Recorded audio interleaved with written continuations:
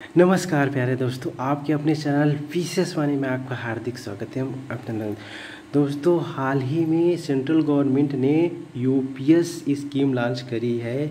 यहाँ एक pension scheme है जिसका फुल फॉर्म है यूनिफाइड पेंशन स्कीम। इसी के बारे में इस वीडियो में चर्चा करेंगे और हम यह भी जानेंगे जो ओपीएस थी ओल्ड पेंशन स्कीम और एनपीएस न्यू पेंशन स्कीम, इन तीनों के बीच क्या अंतर है, क्या डिफरेंसेस हैं, क्योंकि लंबे समय से जो गवर्नमेंट एम्प्लॉय हैं वो मांग कर रहे हैं ओपीएस की ओल्ड पेंशन स्कीम की। तो इन तीनों के मध्य अंतर को समझते हैं, कौन सी स्कीम अच्छी है, आइए देखते हैं। अब देखिए, जो ओपीएस थी, ओपीएस में क्या व्यवस्थाएं थी पहले जानते हैं। जो मोटा माटी चीज़ें हैं उनको आप समझ लीजिए बिल्कुल शॉर्टकट में। देखिए, उसमें क्या था, जो बेसिक पे था उसका 50% प्लस डीए आपको पेंशन के रूप में मिलता था। एनपीएस में क्या व्यवस्थाएं थी, एनपीएस में कोई फिक्स अमाउंट नहीं था, ठीक है। ये शेयर मार्केट पर आपका पैसा लगता था, उसी के अनुसार आपको पैसा ज़्यादा भी मिल सकता है और कम भी मिल सकता है, ठीक है। इसके बाद जो अभी हाल ही में लॉन्च करी, कल इसको कैबिनेट के जो अप्रूवल था वो मिल चुका है, ठीक है। इसमें बेसिक पे का, ठीक है ना, 50% प्लस डीए मिलेगा आपको पेंशन के रूप में, ठीक है। जो लास्ट की आपकी जो जॉब होगी, लास्ट के 12 मंथ का जो बेसिक पे होगा या अमाउंट जो होगा उसका एवरेज निकाल करके उसका 50% आपको दिया जाएगा, ओके। ये था। इसके बाद जो है पेंशन ये हो गई आपको जो मिलने वाली है कंट्रीब्यूशन ऑफ एम्प्लॉय। अब एम्प्लॉय के कितना कंट्रीब्यूशन होता है इसके बारे में देखते हैं।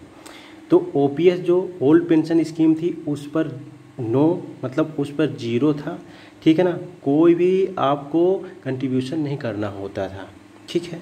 जो गवर्नमेंट एम्प्लॉय थे उनको कोई भी कंट्रीब्यूशन नहीं करना होता था। लेकिन एनपीएस में कंट्रीब्यूशन करना होता है 10% आप बेसिक प्लस डीए, ठीक है। उसको मिला करके 10% आपको कंट्रीब्यूट करना होता है, आपकी सैलरी से उतना अमाउंट कट जाता है। सेम इसी तरह जो आपकी ओपीएस है उस पर भी कटेगा। और साथ में एक चीज़ और है, जो गवर्नमेंट कंट्रीब्यूशन करता है एनपीएस में 14% करता है, और अभी हाल ही में जो लॉन्च की है ओपीएस उस पर अभी बताया गया है 18.5 18% कंट्रीब्यूशन करेगा। लेकिन अभी इसकी समीक्षा की जाएगी, ये घट भी सकता है और बढ़ भी सकता है, मतलब घटने के चांस ज़्यादा हो सकते हैं, समीक्षा की जाएगी। ग्रेजुएटी की जो बात हो रही है, देखिए ग्रेजुएटी की अगर बात करें तो ये इसमें ओपीएस में मिलती थी ग्रेजुएटी, और एनपीएस में भी मिलेगी और ओपीएस में भी मिलेगी, यूपीएस में भी मिलेगी, ठीक है। इसके बाद अगर बात करें विड्रॉल ऑफ, ये आप देखते हैं विड्रॉल ऑफ कम्यूटेड कॉर्पस, ठीक है। आप कितना पैसा विड्रॉल कर सकते हो, तो होल अमाउंट ऑफ जीपीएफ, जो आपकी ओल्ड पेंशन थी उसमें जो आपका जीपीएफ कटता है उसका होल अमाउंट आप विड्रॉल कर सकते हैं लास्ट में, ठीक है। और इसमें क्या होता था, एनपीएस में 60% आप जो आपका 60% आप विड्रॉल कर सकते हो रिटायरमेंट के समय, हुईच टैक्स फ्री, जो टैक्स फ्री था, ठीक है। और जो 40% इन्वेस्टेड इन द, जो आपका 40% है वो आपका पेंशन के रूप में दिया जाएगा जो शेयर मार्केट पर लगेगा। और ये चीज़ अभी जो लॉन्च हुई है स्कीम यूपीएस, उसमें इस चीज़ का जिक्र नहीं है, ठीक है, कि बाद में आपको कितना पैसा मिलेगा, लेकिन आपका 10% कटेगा। जीपीएफ, देखिए जीपीएफ की व्यवस्था इस पर है आपकी ओपीएस में। सबसे बड़ी बात, जो ओपीएस है उसमें जीपीएफ की व्यवस्था है इस, लेकिन एनपीएस में नहीं है और यूपीएस में भी नहीं है, ठीक है।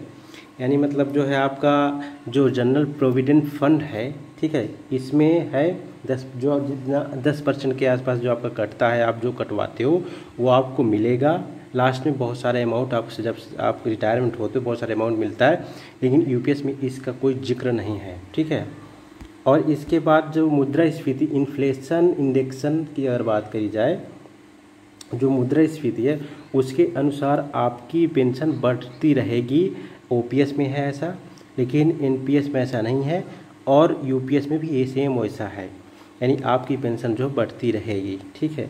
कंट्रीब्यूशन मनी, जो मनी का कंट्रीब्यूशन है आप ये देख सकते हो point, can withdrawal once a year, एक बार में आप विड्रॉल कर सकते हो एक बार, ठीक है, एक साल में एक बार आप विड्रॉल कर सकते हो इन अ 1 ईयर, ठीक है।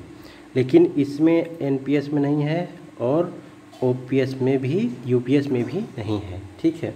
लमसम पेमेंट की अगर बात करी जाए तो ओपीएस यानी ओल्ड पेंशन स्कीम में नहीं है और एनपीएस इसमें भी नहीं है, और इसकी अगर बात करी जाए यूपीएस में जो लागू हुआ है हाल ही में, जो मतलब अप्रूवल मिला है जिसको 1/10 1/10 ऑफ मंथली, ठीक है, एक्मुलेमेंट, ठीक है, इमोलमेंट्स बेसिक प्लस डीए और update of सुपरनेशन for every complete 6 month service, ठीक है। सुपर एनुएशन, मतलब सुपर एनुएशन का मतलब होता है जब सैलरी, जब आपकी रिटायरमेंट होती है उसके पहले का समय जो होता है उसकी बात करी जा रही है, ठीक है। तो उसका मतलब इसमें देखिए, इसका मतलब ये होता है कि जो आपका 1/10, ठीक है, मंथली अमाउंट आपका 6 महीने का मिलेगा, इसकी बात करी जा रही है यहाँ पर डीए जोड़ करके, ये हो गया। इसके बाद जो आपका वीआरएस है, ठीक है, eligible for pension and death of death, मतलब इसमें क्या है, ओपीएस में वीआरएस एलिजिबल है, लेकिन इसमें क्या है, एम्प्लॉय गेट 20%, ठीक है, and rest of 80% will invested in annuities for getting pension, ठीक है, और may be eligible for pension only after age date of actual retirement, actual retirement के बाद ये मिलेगा आपको, ठीक है। देखिए मिनिमम पेंशन की अगर बात करी जाए तो मिनिमम पेंशन में जो है तो आपका 9,000 प्लस डीए, ठीक है, इसमें मिनिमम पेंशन ओपीएस में अगर बात करी जाए है, एनपीएस में नहीं है, लेकिन इसमें जो है आपका यूपीएस में मिनिमम पेंशन है वो 10,000 से कम कभी नहीं होगा, ठीक है, लेकिन 10 साल की सर्विस आपकी कंप्लीट होनी चाहिए। उसके बाद जैसे 11 साल होता है, 12 साल होता है, तो वो समानुपातिक रूप से दी जाएगी, जैसे कि मतलब जो है 11 साल हो जाएंगे या तो उसका वो 11,000 हो जाएगा, 12 साल इसी तरह, मतलब वो समानुपातिक रूप से 11% हो जाएगा, फिर 12% हो जाएगा, इसी तरह जैसे 25 साल हो जाए तो 25 साल में 50% है, तो इसी तरह मतलब वो बनता रहेगा, नहीं 12.5 साल में 25% हो जाएगा, तो इस तरह समानुपातित है, वो आगे बढ़ता रहेगा। फैमिली पेंशन की व्यवस्था करी गई है, फैमिली पेंशन आपकी ओपीएस में भी थी सेम और यूपीएस में, दोनों में सेम है, ठीक है, लेकिन इस पर जो है आपका OPS to family till date 60 year service of decrease employ example 50% of basic after this 30% of family pension, same उसी तरह, ठीक है। इस पर जो है ये सेम है, बाकी जो है आप देख सकते हो कि इस पर क्या डिफरेंस है, ये सारी चीज़ें हैं। Thanks for watching this video.